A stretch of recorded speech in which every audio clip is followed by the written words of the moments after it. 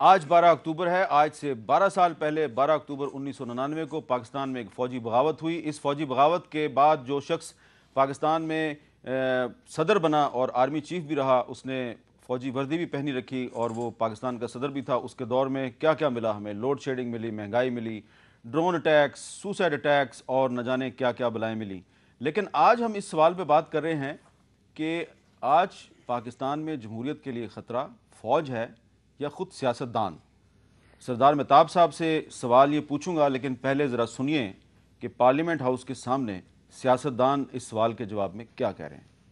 میرے خیال سے جمہوری نظام چل رہا ہے اور ہمیں خطروں کی بات نہیں کرنا چاہیے، ہمیں یہ بات کرنا چاہیے کہ جمہوری نظام نے جو چیزیں ڈیلیور کی ہیں ان کو سراہنا چاہیے، اور جو آگے چیلنجز ہیں، ڈیفیکلٹیز ہیں، ان کو مل کے، جیسے اے پی سی نے مل کے ایک فیصلہ کیا، اسی طرح مل کے باقی فیصلے بھی کرنے چاہیے۔ زرداری صاحب کی گورننس سے اس وقت جو ہمارے مشکلات کا محور ہے وہ موجودہ حکمرانوں کا انداز حکمرانی ہے۔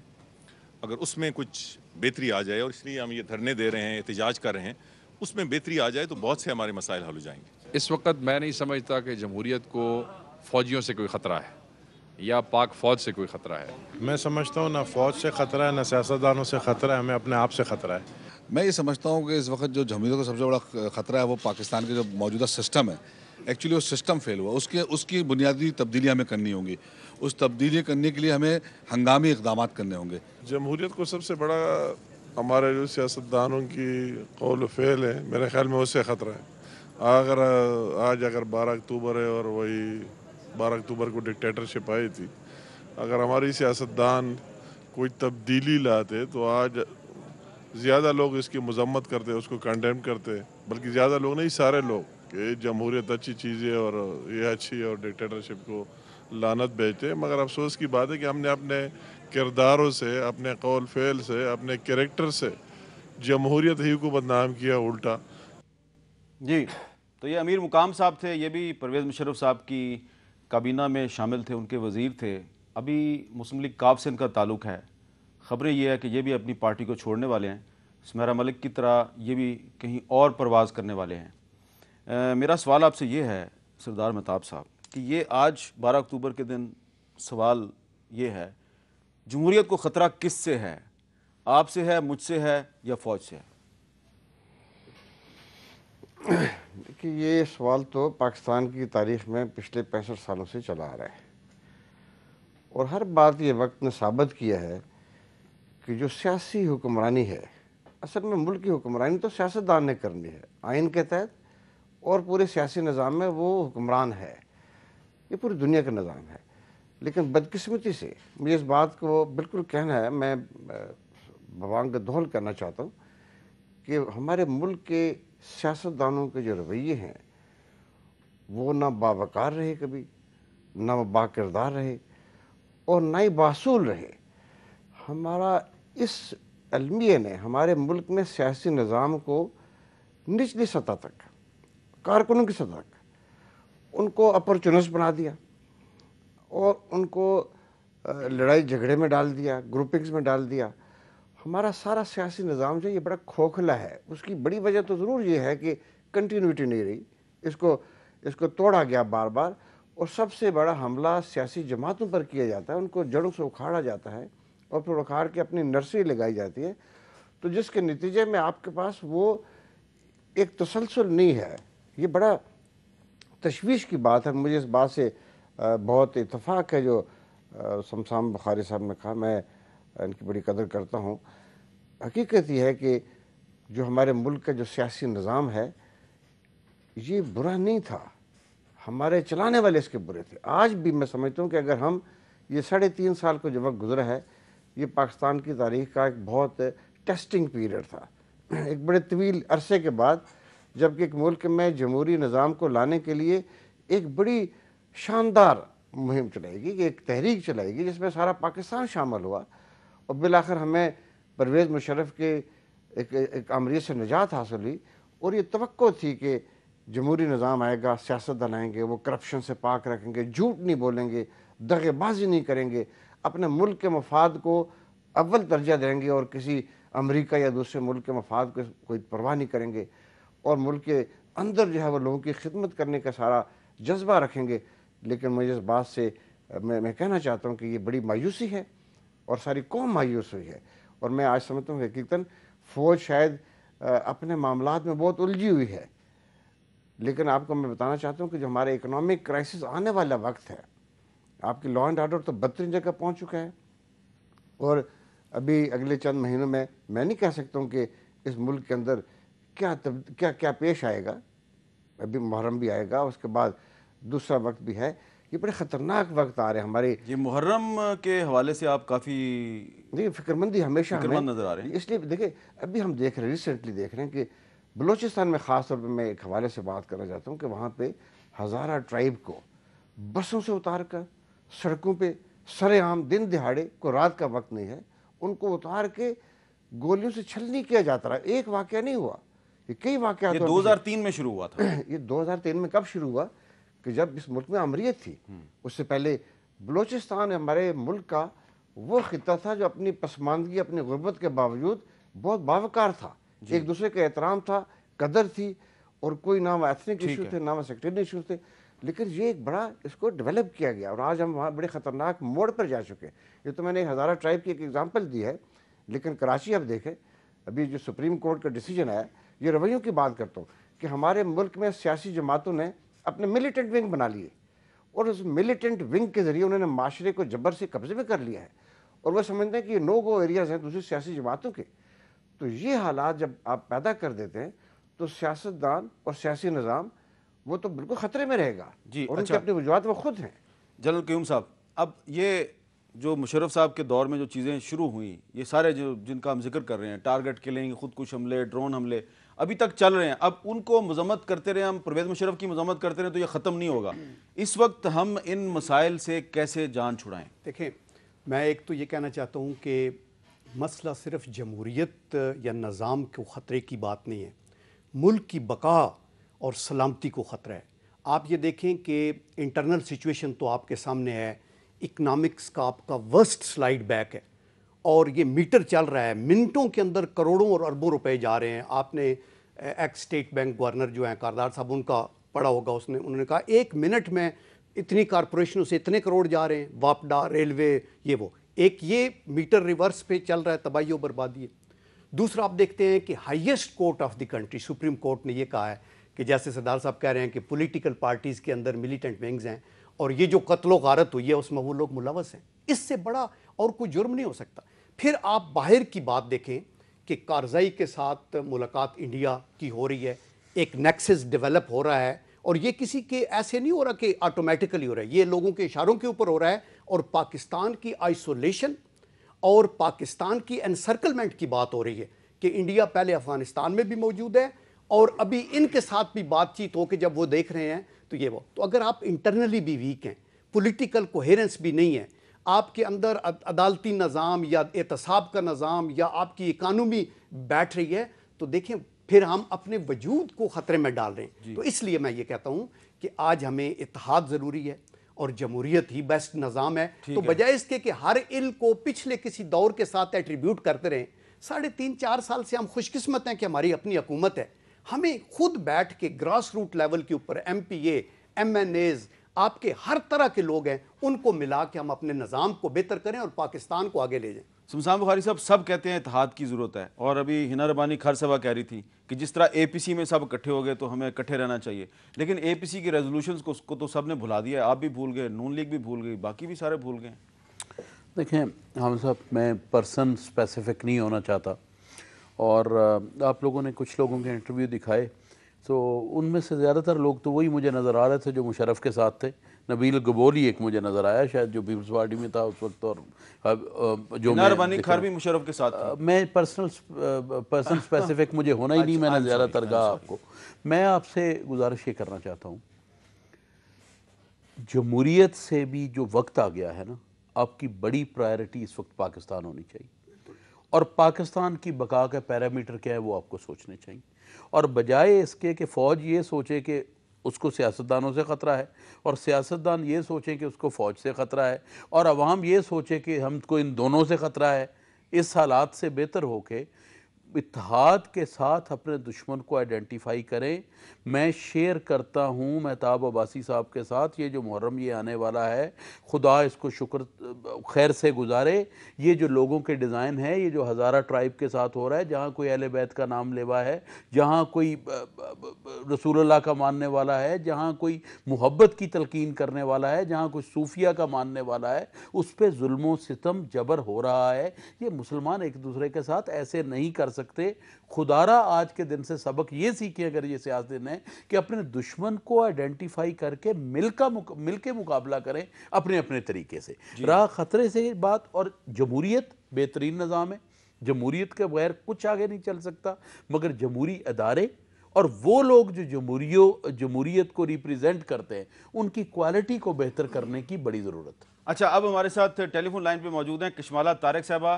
مسلم لیگ ہم خیال سے ان کا تعلق ہے. آج نواز شریف صاحب کے جلسے میں ان کے پیچھے نظر آ رہی تھی. ہم نے پروگرام کے آغاز میں ان کے بارے میں بات کی، سردار مہتاب صاحب سے سوال کیا تھا کیونکہ سردار مہتاب صاحب بھی ان کے ساتھ کھڑے تھے. السلام علیکم کشمالہ صاحبہ. جی السلام علیکم میر صاحب. کشمالہ صاحبہ، یہی پوچھنا تھا کہ آج 12 اکتوبر 2011 ہے اور ہم 12 اکتوبر 1999 کی بات کر رہے ہیں. تو آج کے دن آپ نواز شریف صاحب کے جلسے میں ان کے پیچھے کھڑی ہوئی نظر آ رہی تھی. کیا آپ 12 اکتوبر 1999 کی جو کارروائی ہے اس کی مذمت کرتی ہیں؟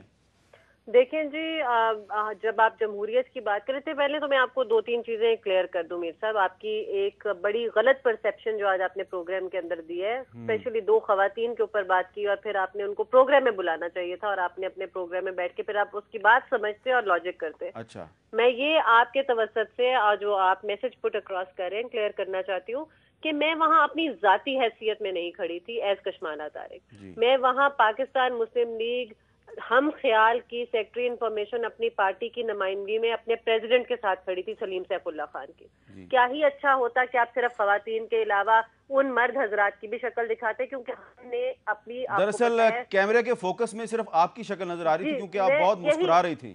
نہیں، میری گزارش یہ سن لیں کہ مسکراہٹ تو آپ کو شاید نظر آئی ہوگی، مجھے نہیں نظر آ رہی تھی. نہیں، میں آپ کو کلپ دکھاتا ہوں. آپ بہت مسکرا رہی تھی، سردار مہتاب صاحب آپ کے ساتھ تھے. تو 12 اکتوبر کے دن اگر ہم پروگرام کریں گے تو اس میں یہ ریلیونٹ بنتا ہے کہ 12 اکتوبر کے دن سمیرہ ملک کی تصویر نواز شریف صاحب کی شائع ہوتی ہے اور کشمالہ طارق نواز شریف کے پیچھے کھڑی ہوئی نظر آتی ہیں.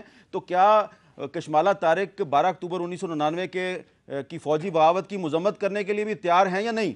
جی، میں آپ سے یہی گزارش کر رہی ہوں کہ ہماری پاکستان مسلم لیگ این کے ساتھ کولیشن ہو رہی ہے and we are going through the talks of seat adjustment and seat to seat negotiations ہماری ہو رہی ہیں. کیا آپ 12 اکتوبر 1999 کی فوجی بغاوت کی مذمت کرتی ہیں یا نہیں؟ میں آپ کو یہ چیز پہلے بیان کر دوں کہ نہیں، میں تو 1999 میں موجود نہیں تھی وہاں پر.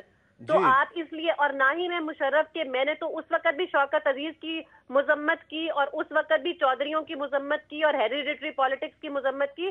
So do not consider me کہ میں باقیوں کے ساتھ اکویٹ مت کیجئے جو وہاں پہ بینیفٹ لے کر اور آپ پھر نواز شریف صاحب سے بینیفٹ لینے جا رہے ہیں. ایکسکیوز می، ہم ایز پارٹی نیگوشیٹ کر رہے ہیں اور ہم پاکستان مسلم لیگ این کو سپورٹ کر رہے ہیں. آپ نے شوکت عزیز صاحب کی مذمت کر دیا ہے، لیکن مشرف صاحب نے اپنی گرین پینسل سے آپ کا نام لکھا تھا اور آپ کو انہوں نے ایم این اے بنوایا تھا. آپ ان کے فوجی بغاوت کی مذمت کرتی ہیں یا نہیں؟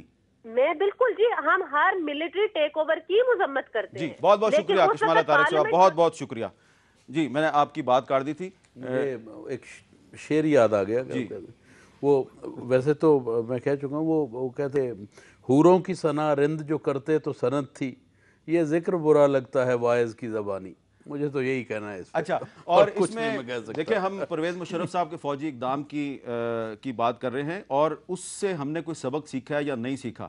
آپ یاد کریں کہ جب مشرف صاحب آل ان آل تھے اور سیاہ و سفید کے مالک تھے تو وہ کیا کہا کرتے تھے؟ وہ کہا کرتے تھے مجھے کسی سے کوئی خطرہ نہیں، مجھے کوئی فرق نہیں پڑتا، میں کسی کو پاکستان نہیں آنے دوں گا. اور ایک مجھے وقفہ لینا، لیکن وقفے سے پہلے ذرا سنیے کہ ایک دفعہ 2005 میں پرویز مشرف صاحب کیا کہہ رہے تھے دوسروں کے بارے میں اور آج اللہ معاف کرے خود ان کا اپنا کیا حال ہے. اگر اے آر ڈی اور ایم ایم اے کا الائنس بن جاتا ہے تو پھر آپ اس کا کس طرح مقابلہ کریں گے؟ دیکھیں، چاہے کوئی بھی الائنس بنے، میری نظر میں عوام ان کے ساتھ نہیں ہے، پیپل ایٹ لارج، میسز ان کے ساتھ نہیں ہے، کچھ نہیں ہوگا. اگر فرق نہیں پڑتا تو پھر آپ بے نظیر بھٹو اور نواز شریف کو واپس آنے دیں. کیا فرق پڑتا ہے؟ نہیں، فرق پڑتا ہے. انہوں نے ایک تو خیر اجازت کی جہاں تک تعلق ہے، ایک تو وہاں ہیں باہر وہ ہماری کوئی ہم نے انہیں نہیں بھیجا ہوا ہے, وہ تو خود گئی ہوئی ہیں جی, ہم نے تو نہیں بھیجا ہوا انہیں, وہ تو ہمارے سے پہلے ہی سے گئی ہوئی ہیں جی. اور اگر نہیں آ رہی ہیں اپنی مرضی سے نہیں آ رہی ہیں, ہر دوسرے دن تو وہ کہہ دیتی ہیں کہ میں آ جاؤں گی موقع پہ اور صحیح موقع پہ اور فلانا ڈھمکانا, تو ہم نے تو انہیں نہیں بھیجا ہوا ہے. دوسرے گئے ہیں وہ بھی اپنی مرضی سے گئے ہیں, فرینکلی کوئی ہم نے تو نہیں بھیجا تھا, وہ تو ترلے کر کے خود گئے ہیں یہاں سے. ترلے کر کے گئے ہیں؟ ظاہر ہے, یس بالکل ترلے کر کے گئے ہیں. ایک سیاسی جلسے میں آپ نے وردی میں شرکت کی اور یہ وردی کا سیاسی استعمال ہے, اس پر آپ کیا کہتے ہیں؟ نہیں, کوئی ایسی بات نہیں ہے. جیسے میں نے کہا کانسٹیٹیوشن نے مجھے الاؤ کیا ہوا ہے, اسمبلیز نے مجھے کہا ہوا ہے کہ وردی میں یہ 2 اپوائنٹمنٹس رکھوں میں, آرمی چیف کی اور پریزیڈنٹ کی. آپ کو اپنے علاوہ فوج میں کسی اور پر اعتماد نہیں ہے؟ بالکل 0/0, مجھے تمام سب پوری فوج پہ اعتماد ہے. خبریں ہیں کہ پیپلز پارٹی کے کچھ لوگوں سے بھی آپ کا انڈائریکٹلی رابطہ ہے اور مفاہمت کی کوشش ہو رہی ہے, کنسنسس کی کوشش ہو رہی ہے, تو یہ جو مفاہمت کی کوششیں ہیں ان کی کیا حقیقت ہے؟ دیکھیے مفاہمت, پہلی چیز تو یہ ہے کہ یہ خود ہر طرف سے کانٹیکٹ کرتے رہتے ہیں. اچھا, یہ خود کانٹیکٹ کرتے ہیں؟ بالکل, لیکن ایک چیز کلیئر ہے کہ یہ دونوں باہر رہیں گے. اچھا, ہاں, بے نظیر بھٹو اور نواز شریف باہر رہیں گے؟ بالکل. جی, پرویز مشرف صاحب کہتے تھے کہ بے نظیر بھٹو اور نواز شریف باہر رہیں گے. 2005 تھا اور ایسا لگ رہا تھا ان کے لہجے میں خدا بولتا ہے, لیکن جب کوئی شخص خود کو خدا سمجھنا شروع کر دے اور خدا کے لہجے میں بولنا شروع کر دے تو پھر جو اللہ تعالیٰ ہے وہ خود ہی ایک ایسا مکافات عمل کا سلسلہ چلاتا ہے کہ وہ شخص جو کہتا ہے وہ خود اس کا خود ہی ایک عظیم شاہکار بن جاتا ہے. پرویز مشرف صاحب پاکستان سے باہر ہیں اور بے نظیر بھٹو اور نواز شریف صاحب دونوں پاکستان واپس آئے. ایک اللہ کو پیاری ہوگی, شہید ہوگی, لیکن نواز شریف صاحب یہاں پہ موجود ہیں. لیکن سوال یہ ہے کہ کیا نواز شریف صاحب نے اپنی غلطیوں سے سبق سیکھا ہے یا نہیں؟ کیا وہ سمیرہ ملک سے اور کشمالہ طارق سے جمہوریت کا سبق سیکھیں گے؟ وقفے کے بعد دوبارہ ملتے ہیں.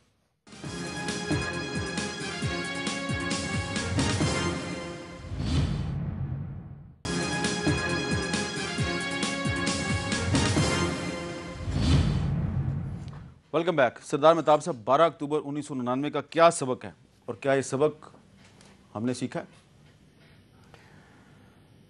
اس کا سب سے بڑا سبق تو یہ کہ پاکستان جو ہماری جائے پناہ ہے اس کی قدر کی جائے, اس کو طاقتور کیا جائے, آئین اور قانون کی بالادستی کو دل سے مانا جائے اور اس ملک کے لوگوں سے جھوٹ نہ بولا جائے, بددیانتی نہ کی جائے اور ان کے حق وہ ادا کیا جائے جس کے حقدار ہیں. جی, یہ تو ہم نے, یہ اس کا حق ہے. لیکن حقیقتاً یہ کہ ہم نے ہماری سیاستدانوں سے, میں اس حوالے سے جواب دیتا ہوں, لیکن میں سمجھتا ہوں کہ ہماری ساری قوم نے نہیں سیکھا. Let me be honest about it. اگر میں یہ کہوں کہ کیا ہمارے ملک کے ججز نے سیکھا تو بھی شاید درست نہیں ہوگا. اچھا, حالات ابھی ٹھیک ہیں یا کوئی کشیدگی برقرار ہے؟ کل جو پارلیمانی کمیٹی ہے نیشنل سیکورٹی کی, آپ بھی اس میں شامل ہیں, آپ GHQ بریفنگ میں نہیں گئے, کیا وجہ تھی؟